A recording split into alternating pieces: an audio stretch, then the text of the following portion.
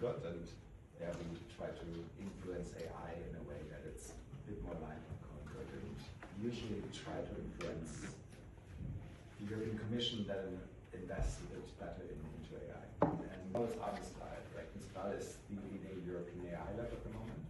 But even in France, the adoption rate of Mistral, like how many people use Mistral, is like 7%. So like it's very low. And so we have a heavy dependency on US and Chinese AI models, and that's likely to increase in the future.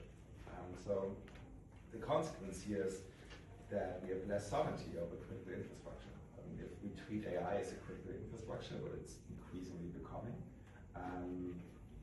we're totally dependent on other models.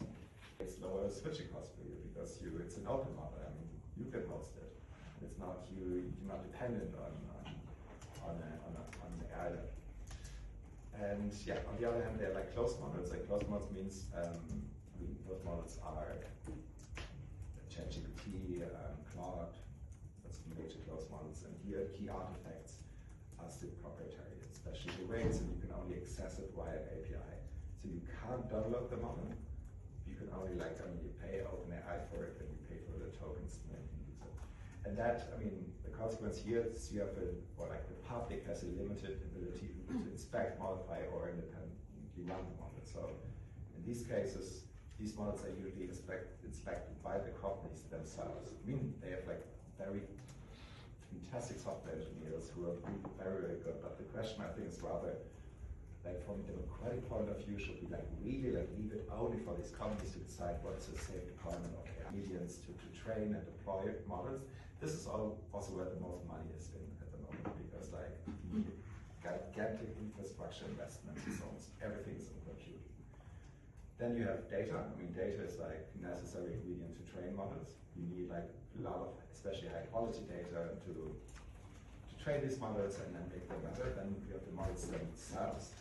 Just GPT is a model, and on top of that you have applications. Application is like how we interact usually with AI. That is could be Claude or ChatGPT is the application, whereas like GPT is the language model. That's also the difference. And the fifth layer is often a bit like forgotten, but it's equally important. It's software. I mean, software is a bit of a cross-cutting layer because software is important for all these other layers as well. I mean, if you think about like compute, there's often the company named NVIDIA. It's really important, but like the success of NVIDIA is not necessarily the chip they were designing, but it's like the interplay between software and chip. They build like an entire software stack on this chip, and this is like the proprietary software stack. And that's why you can't really switch when you have them. But software is also important for applications and for models. So like it's Elon Musk company. Oracle is investing quite a lot. Oracle was before is mostly like a data center. I mean, they have software, but also like build data centers, and they're investing extremely in AI. And China, of course, as the second country with really frontier models, is increasing. Meta was buying a lot in the last quarters as well. Yeah, Amazon, Microsoft, Google, same. Like here, the other category.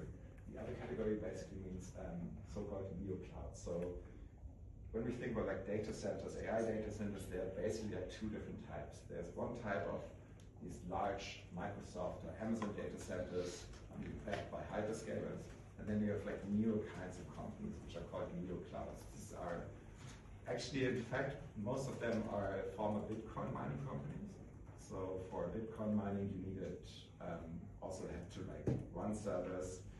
There's like huge server farms, and they switched now to AI because like AI is much more profitable on AI development. Can highly recommend that. And you see like the cumulative number of models, and here again like China and US is leading so far. I mean, they release tons of new cutting-edge models like almost like every month, and here it's not really catching up. Multinational actually means that these are projects between two different countries. So this part is also mostly Chinese and American. You have the UK a bit, because there's very few, and the other part is Europe. So like most AI development is somewhere else. so just on the dependencies. So like, I think what you should understand with the AI supply chain is very complex. It involves many different players. Even though I showed like some of the chip designers, like you can break it down because to like manufacture chips, you need some other suppliers, and it's like very complex supply chain. But to understand that, like AI is a stack, compute data, models, and applications are most importantly. The fact is like no country can control the entire AI stack. Not China, not the US. It's still because it's like too diversified. However, like the dependencies are still very highly asymmetric because we have strong reliance mostly on the US here. And I mean, Alec will talk about this later. So what's so important about understanding the dependencies from a public AI perspective? But we think it's important because any public AI strategy has to be really strategic. So first you have to assess like what's the entire stack, look at the stack, like which components are important and where can we make a public intervention. So it doesn't, I mean, if you want to like support public AI from a government perspective, you can't support all layers at the same time. So like first you have to understand like where are dependencies, where is an intervention necessary, where could we do something, and where it's okay if we don't get deeper into it.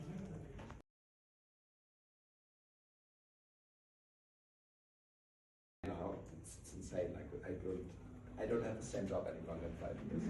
But what's happening is now we have like so much investment into data centers right now, like so much money thrown into it that they have to make money at one point, and there is maybe a lack in adoption. So like not simply because something is possible, you do it. Not every company is like using AI now. I mean, like look at public administration, for example. Like, I mean, the software is there. Like you can be more efficient, but you're not because like the organizational structure is sometimes difficult.